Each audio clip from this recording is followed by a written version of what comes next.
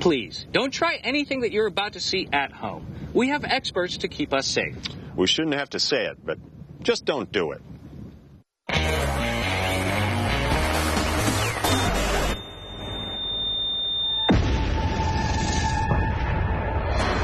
There is a legend of a man who strapped a rocket to his car and flew. In 2003, the MythBusters brought the legend to life, but it failed to fly. Darn. In 2007, they returned, more armed and more dangerous. He's heading towards the ramp.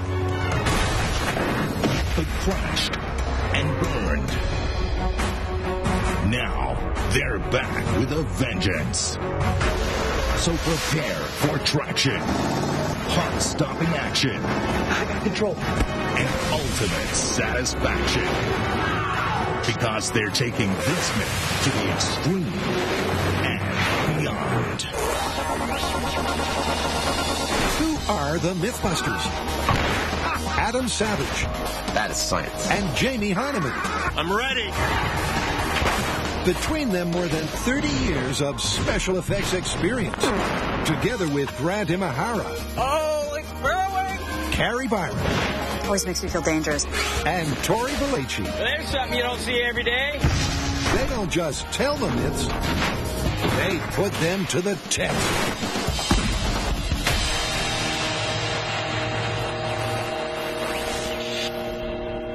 Hey there. After 10 years and 200 episodes, we are finally go for launch. With the myth that launched the legend. Exactly. To celebrate MythBusters' 10th anniversary of being on the air, we are finally going to tackle once and for all the one that got away. Rockets and cars. Yeah, so strap yourselves in, ladies and gentlemen. Can I get an echo here? Ladies and gentlemen, it is time for JATO. Mission accomplished. It's on. Oh, it's on, because this is JATO 3, and we are all systems go for takeoff.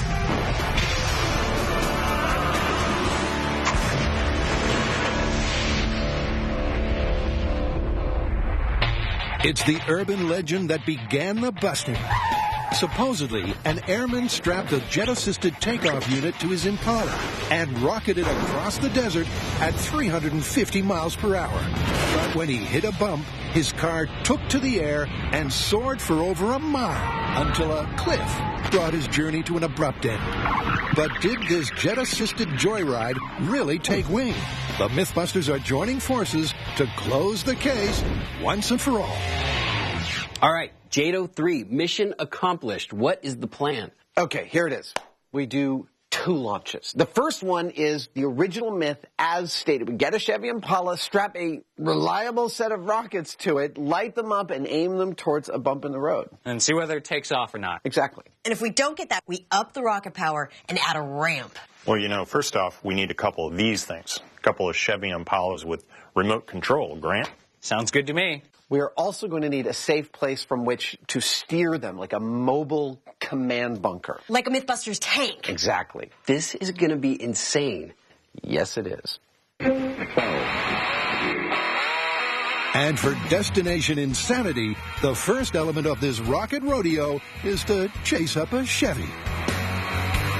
In the testing of this story, we have already utterly destroyed 2 Chevy Impalas. In this very episode, we're destroying 2 more. And this one is the most beautiful of the lot. Hands down, this car, somebody loved this car. From the paint job to the red wheels to the cherry white and red leather interior and the custom wooden console, this thing is magnificent with all sorts of attachments like this. Check it out. Yeah. It almost makes you sad to destroy it. Almost. Almost. But the rockets have to go somewhere. And back at the shop, it's time to unpimp this ride. Yep, the car is stripped bare. And then Adam brings out his favorite friend.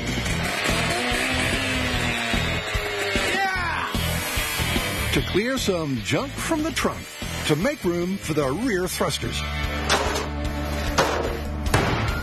Wow! What the hell? There we go. That was awesomely difficult. Difficult, but for the most important element, it's over to Jamie. We're going to mount 5 2,000-pound thrust rockets on the back of this car, which means I'm going to have to build a really reinforced mounting system. Why? Well, one of our biggest concerns is that a rocket might become detached from the car after ignition, and that effectively means it would become a missile, and we don't want that. It's a rocket, man. So to keep everybody safe, we're triangulating this rocket pocket to as many points on the chassis as we can. Hopefully that'll keep everything where it's supposed to be. That's one rocket car mod complete, and emotions are running high. Gotta say, seeing the car in the shop like that, it's a little emotional. Really? Well, 10 years ago when we set an Impala up like this for the exact same stunt, we didn't know what was ahead of us. I mean, I have to admit I'm getting a little choked up. You done? Yeah. Good, because we got to get this puppy over to Grant so he can RC it. All right. So the Impala rolls out of one shop and into the next. This is what you call a classic. Where Dr. RC is waiting to give the patient its treatment. So our classic car is now ready for the radio control treatment. And that is going to include steering, throttle, brake, emergency kill, and something special to switch it into neutral just after the rocket's fired. That's what it's got to do. And not only is that a huge task, it also comes with some huge stakes. Believe me, this project, there's a lot of pressure here. It's got to track perfectly straight. It's got to be rock solid. It's got to stop on a dime if anything goes wrong. But if everything goes right, it's got to keep going no matter what. It's going to be a big job, but I think I'm up to the task. So phase 2, the mobile command bunker, can begin. Ladies and gentlemen, what I have here is a followed vehicle that Jamie and Adam are going to be driving as they go after the JATO rocket car. What we need to do is build some kind of structure around the cab that will give them maximum protection if something goes wrong. To do that, we're welding a steel cage all the way around the cab. Then we're attaching polycarbonate blast shields all the way around that. Now imagine Jamie and Adam moving down the desert, radio controlling a rocket car from inside this post-apocalyptic sci-fi looking beast. This is going to be awesome. Indeed. So the steel frame is cut. Am I the only one that has the theme to A-Team going through my head right now? Welded together, hoisted into position, and attached to the truck, which is just what the Heinemann ordered. Is that beefy enough for you? I think that's going to do it. I mean, you know, it's your life on the line. You guys are going to be in there driving. So we want to make it as beefy as possible. Well, thank you. We don't want you to get hurt, big guy. Don't touch me. Sorry. Jamie's happy. So the frame is finished. And even the rain doesn't ruin this parade. You're probably asking yourself, how are they going to be able to get into the cab? That's probably the coolest part about this whole thing.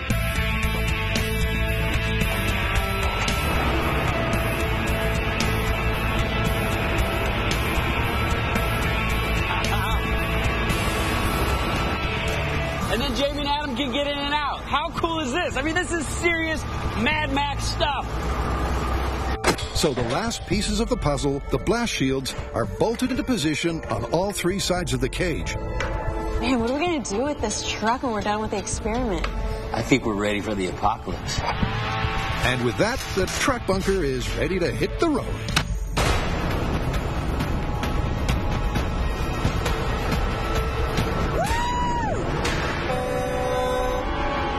Meanwhile, next door, Grant has finally finished remote controlling the Impala.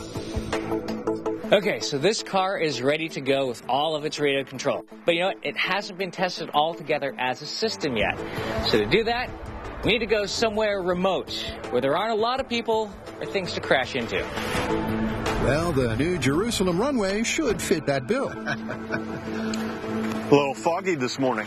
Yep. Shall we drive a car while standing in a single location? Sounds like a plan to me. Sounds like a plan. That could have gone better. But this time, there's a twist. What we've done is we put a camera in this car right where the driver would be, giving us the same view, and we're going to try to drive it via a monitor. It's sort of like a virtual reality system. Yeah! Yep, and once the motor is running... We're on. Excellent. With only the monitor for reference... And here we go.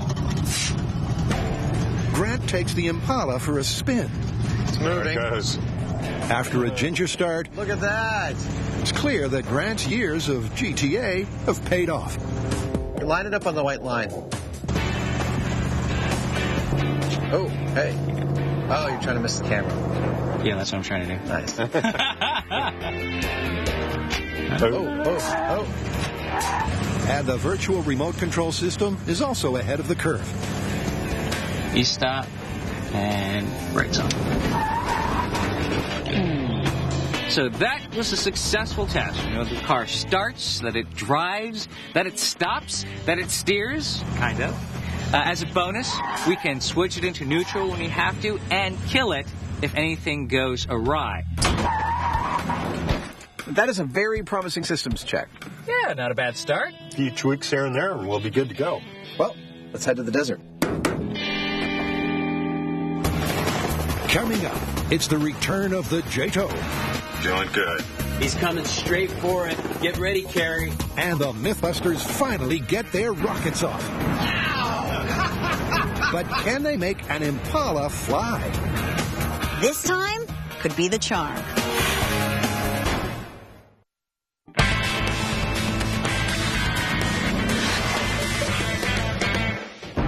In this urban legend, a speed freak strapped a rocket to his car, hit a bump, and flew through the air for over a mile until a cliff brought his sky ride to an end. It's the very first one that got away. And despite 2 previous attempts, this myth has remained unanswered.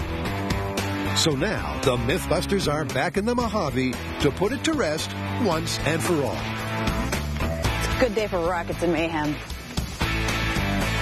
Well, this is it. I know it looks like I'm standing in the middle of nowhere, but in point of fact, I'm standing on the Cuddyback Dry Lake bed in the Mojave Desert. 5 miles long, 2 miles wide. This is where the first episode of Mythbusters we ever shot 10 years ago reaches its natural conclusion. This is where our rocket car, our Chevy Impala, hopefully will finally catch some air. So, all that's left is to attach the rockets to the car and go for it, right? Well, actually, no. See, first, we have to nail down our safety. Then we have to measure out a length of desert highway. And then we have to check the RC system. And when we're happy with all that, then and only then do we attach the rockets to the car. Which means I better get back to work, huh? There's a lot to do, but as always, it's safety first. Now, once these rockets go off, this car is going to turn into a 5,000-pound missile. And if it decides to go off course, we're going to need protection. And that's where this comes in. This is a 100 blast-resistant steel building. And it can withstand a 1,200-pound ampo blast 75 feet away. And it is 2 times more blast-resistant than a reinforced concrete building. I'm going to feel really safe inside of there. That's mission control sorted. But Adam and Jamie will ride in the belly of the beast.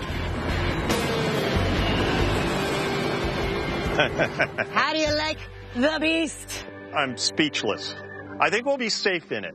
That's everyone protected. Yeehaw! So next up is that highway to the danger zone. So the myth is that our driver hit this bump on the side of the road and got airborne. Now, the side of the road, it's not a huge bump. It's just about a speed bump. So we're going to make this little berm, this little bump, out of these 50-pound sandbags.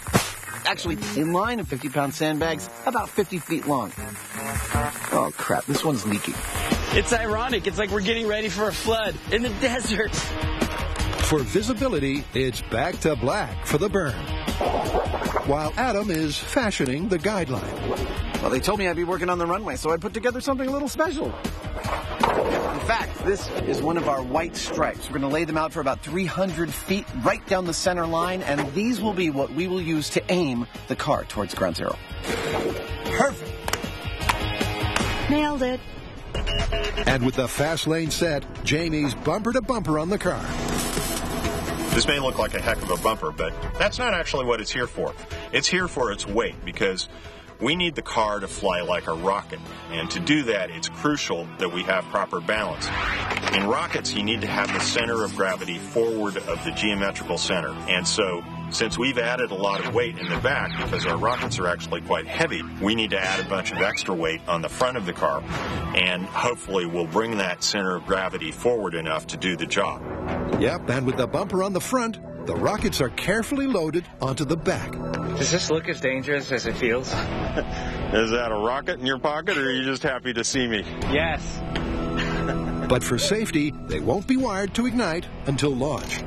Okay, that's it. And speaking of ignition, time to check the Cobra firing system.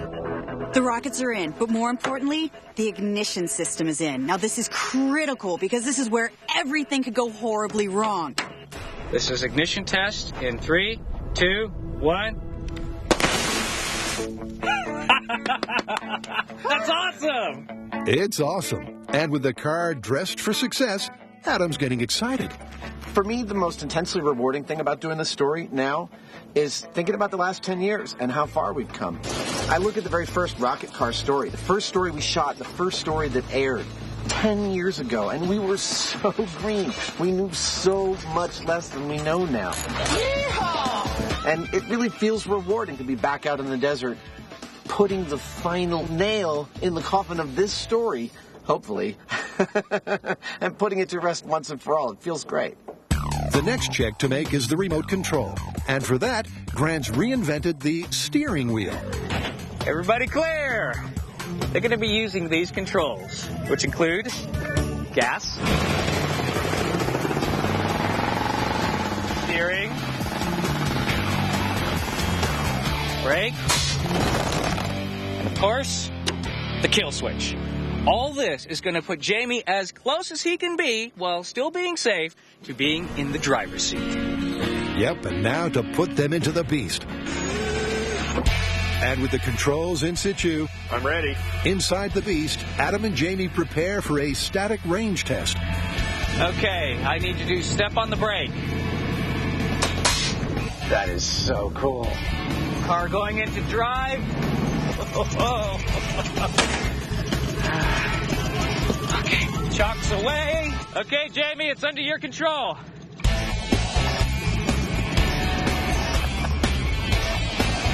The theory is that this system should have at least 1,500 feet of range. Which is something Jamie quickly proves.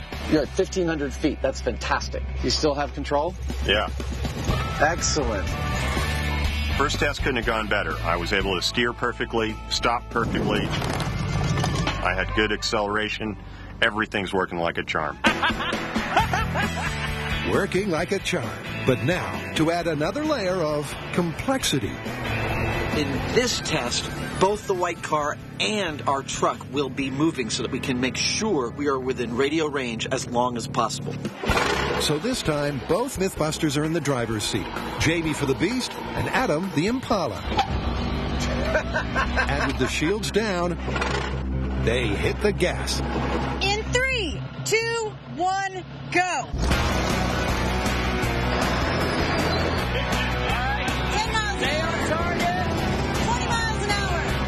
However, controlling one moving vehicle from another isn't easy. You're going way off. Oh, it's moving off to the right a bit. Oh, it's way right. Get back in the center. As the car veers out of control at 50 miles per hour, Stop! Adam puts the brakes on the test. All I see is a cloud of dust. I can't even see the car anymore. This is a great example of why you run tests, because that didn't work at all. Trying to drive the rocket car via the remote screen while the dump truck is moving threw my sense of direction and steering completely out of whack.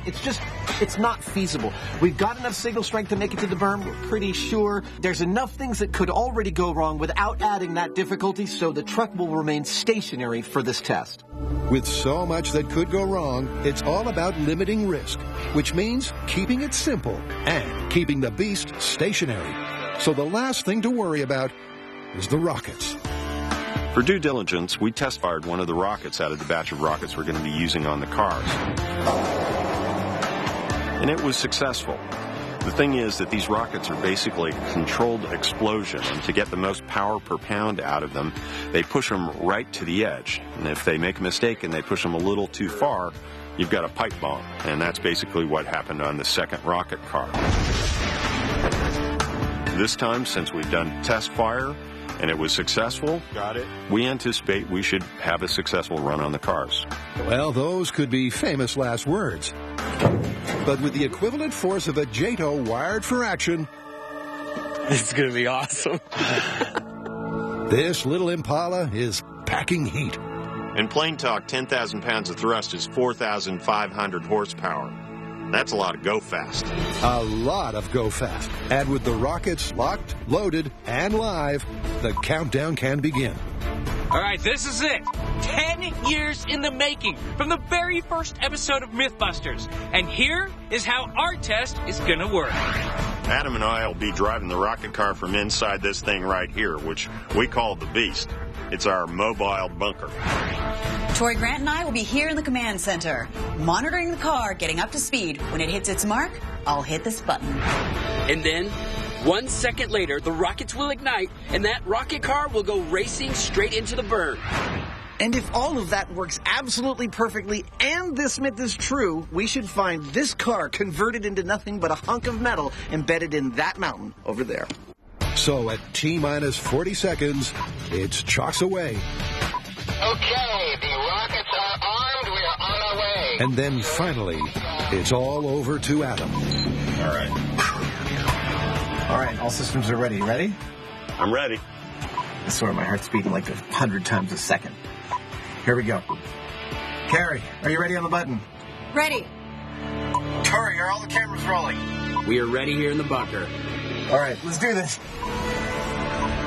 Here we go, ladies and gentlemen. Rocket car, JATO, mission accomplished in 3, 2, 1. Break off. Here we go. There she goes.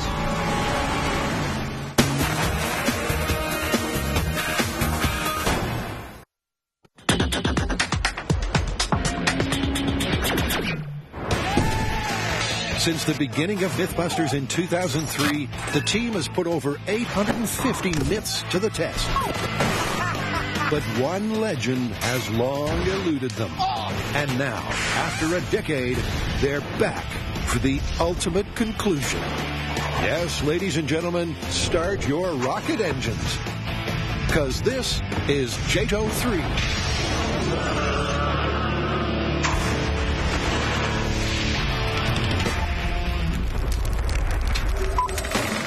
It's the myth of a rookie rocketeer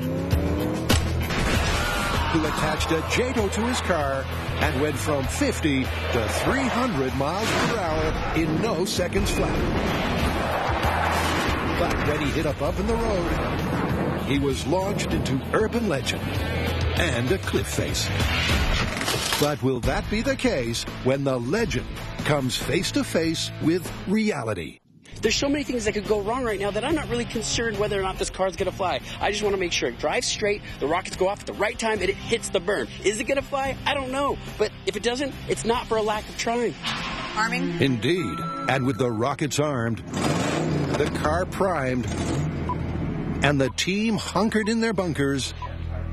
I swear my heart's beating like 100 times a second.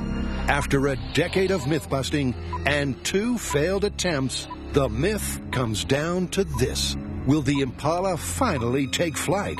Or will it go down in flames and MythBusters history? Rocket car towards the berm. 5 rockets in 3, 2, 1. We are starting off. Break us off.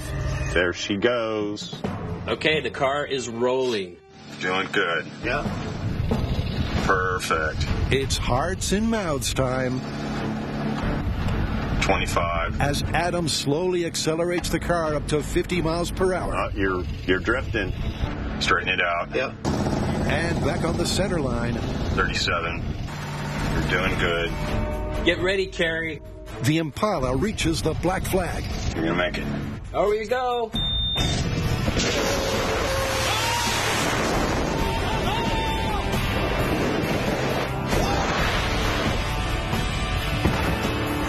Wow! Well,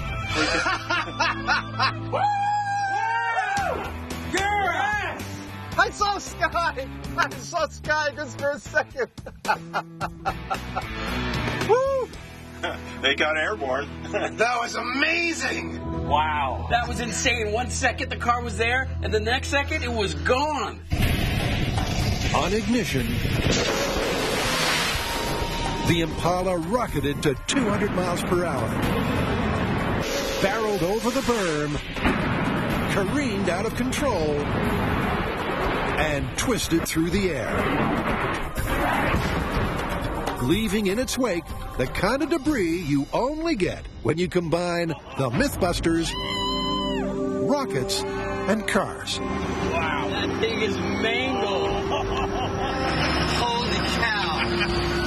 That's a work of art.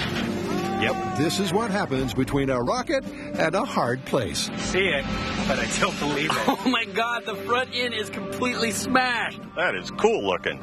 Did it even catch air? I saw it clear about 20 feet or so. It was quite a ways after the berm, but who knows what it was doing. It was just going nuts. It was nothing like the myth. No, it was far more out of control. Far more out of control, because one thing is for sure, that Impala certainly didn't make the Mile High Club. Rockets! Look at that. And then, oh, you know what? The wheel went under, it went sideways, it flipped end over end, and wow! That thing got tore up. Beautiful. That might be my favorite high-speed shot I've ever seen. That was gorgeous. And I love that it lands on its base. Oh, and there goes the tire. It's rocketed to #1 for Adam, and for Ken Nailbiter. This is one of the most nerve-wracking experiences of my life. The car starts to move. It's kicking up dirt like crazy.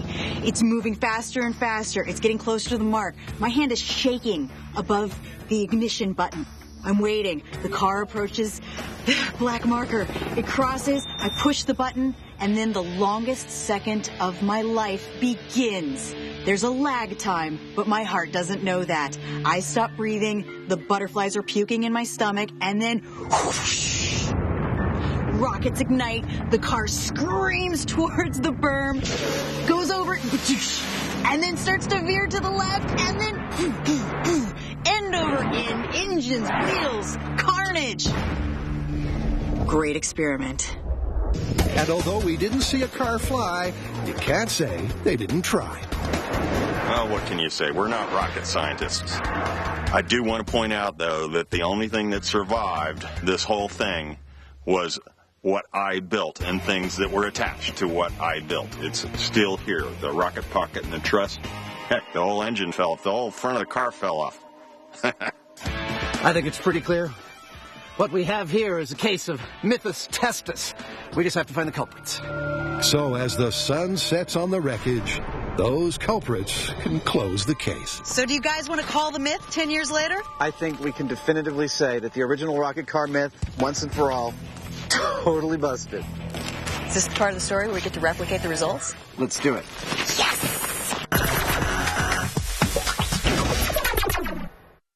Please, don't try anything you're about to see at home. We have experts to keep us safe. This stuff is extremely dangerous. Just don't do it.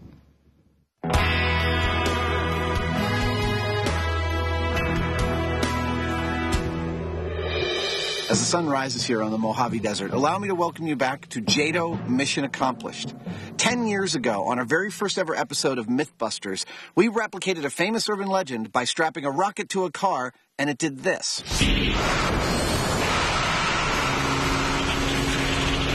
4 years later, in 2007, with more knowledge and more rocketry, we attempted to go bigger and ended up with this.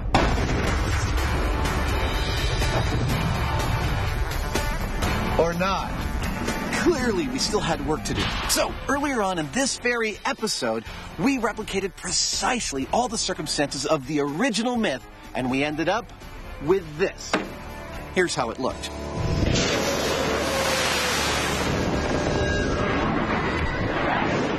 But of course, that's not good enough for us, because a rocket doesn't bounce along the ground. A rocket flies through the sky. That is our goal. That's what we're here to do. Shall we begin? Yep, the show ain't over until the rocket car flies. So here's that second Impala they made earlier, fitted with a heavy-duty rocket pocket and a remote control system. It's identical to Impala 1, but this time it's racing red. All right, so here's what we're going to do differently. First of all, we're going to give the Impala 6 rockets. That's 20% more power, and by our calculations, should get it airborne. But second, and most importantly, we're going to give this car a little jump start on gravity. So to see the Impala take flight this time around, they're literally ramping up the test. This time we're getting that car airborne no matter what it takes, and we've decided what it takes is a ramp. Can we get some help over here? Yeah! This is exactly how the Egyptians did it. Moving in. We built more than a few in our 10-year tenure on MythBusters. We built a huge one out of dirt for the Dukes of Hazzard jump. And we used a couple of old shipping containers to launch the second rocket car. Actually, didn't launch at all. But for this one, we've decided to build the ramp wholly from scratch. Why? Because it turns out after all these years, we now know how to do that. Well, maybe not exactly from scratch, because you know what? This is very similar to the barn raisins Jamie used to do as a child. They already make these things. They're pre-manufactured, and they're called roofs. We're also going to put them together with screws so we can recycle the lumber. It's a roof job, but someone's got to do it. Next on speed building. Will they get the roof done before the sun goes down? Hopefully, because at 32 feet wide, 65 feet long, and 11 feet off the desert floor, that's one rugged ramp. But to become part of the JATO legend, it's going to need to look the part. Oh, yeah! Jump that way. That way. Hopefully the car will obey the arrow.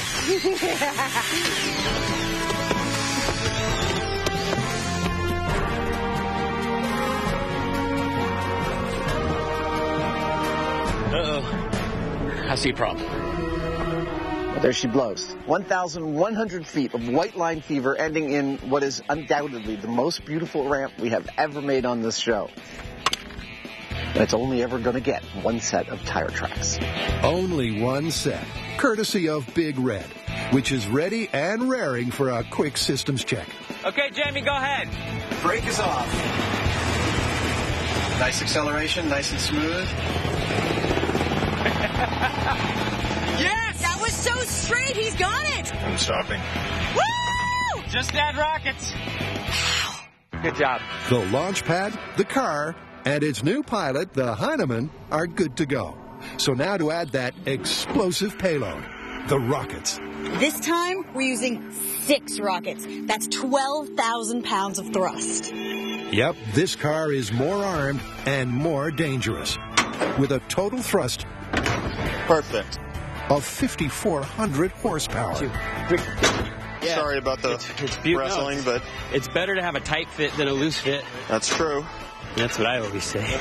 And with the rockets locked and loaded, there's just one more thing to add. Now, I'm sure there are those among you at home who are familiar with rocketry who are wondering to yourselves, why don't we make our jobs a little easier by pulling the engine and putting a nice long tail fin stabilizer on this?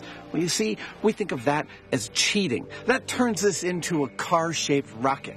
What we want is a rocket-powered car, and that's what this is. It's a rocket-powered car, and it's going to hit the ramp at full tilt. But will that combo finally get the Impala to fly high?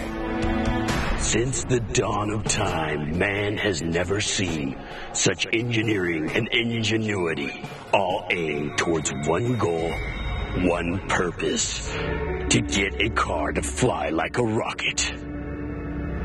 Until now. Coming up on MythBusters. You figured out. Yep, it's the jaw-dropping JATO finale. There goes the rocket! And the legend comes full circle. Holy!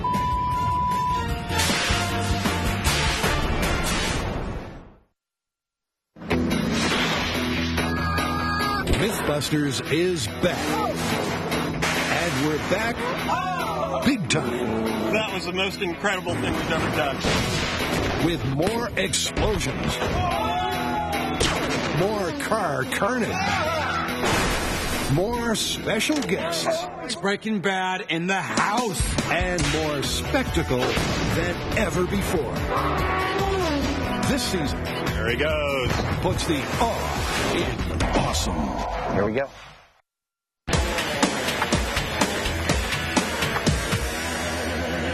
The story went that an airman strapped a JATO to his car, rocketed across the desert, hit a bump, and soared for over a mile. But that fatal flight is busted.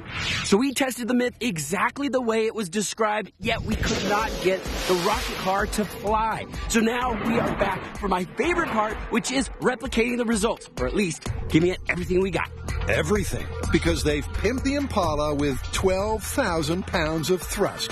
And they're taking the high road. Now, our calculations say that a ramp height of 11 feet is ideal for giving us the best possible chance of getting flight.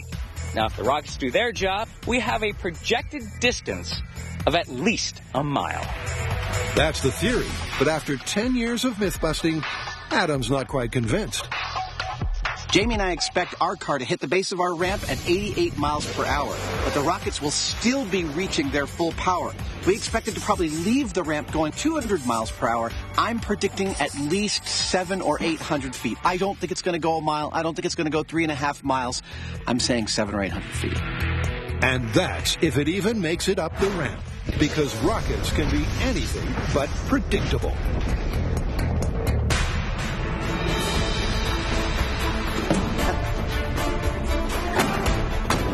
However, with only one car left, this is their last shot.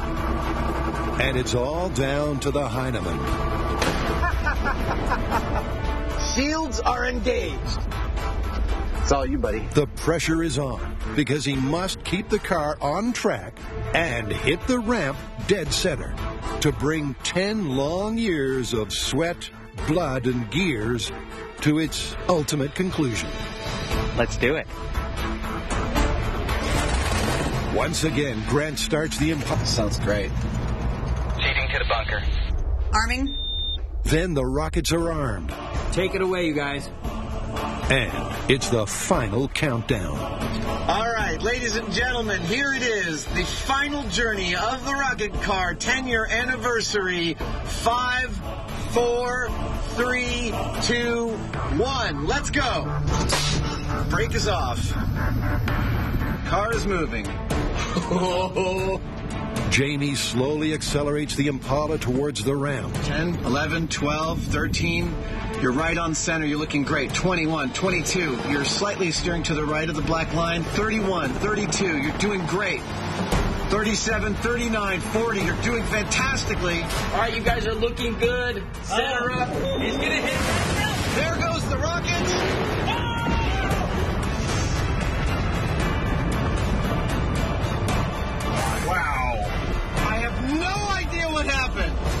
All I see is smoke. Well, luckily, viewers, you've got the best seat in the house.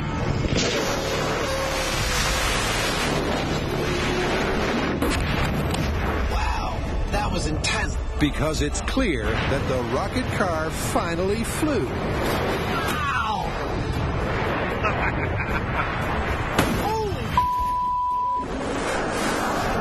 For 10 fleeting seconds, it pirouetted through the air. Did you see that? It hit the ramp and just did a spin in the air. That was insane! It's just a pity about the crash landings in between. That's intense. Let's go check it out. As the remains of the Impala are doused by the fire department, the MythBusters go in for... Looks like the whole car's been pushed up inside its chassis. Wow.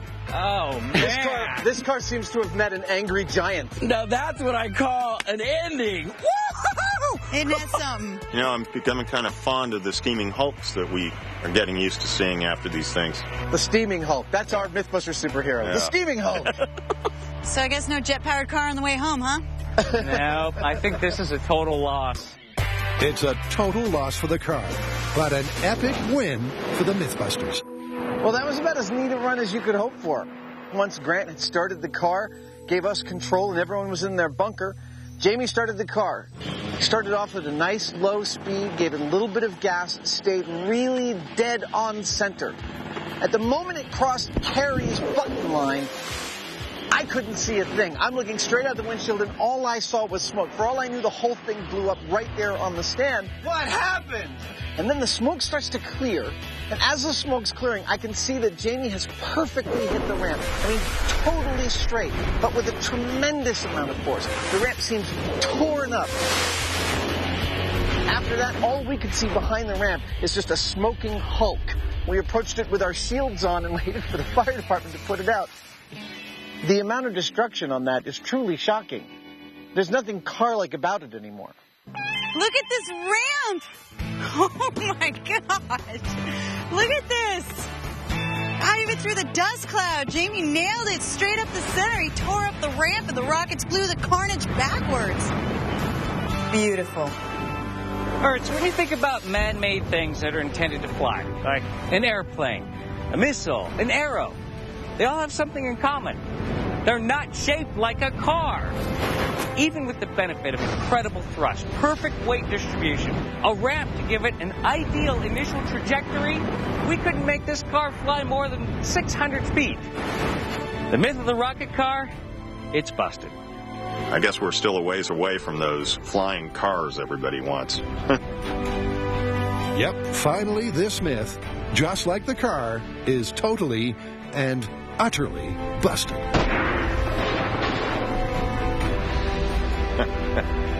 Well, I think our work here is done. I think so.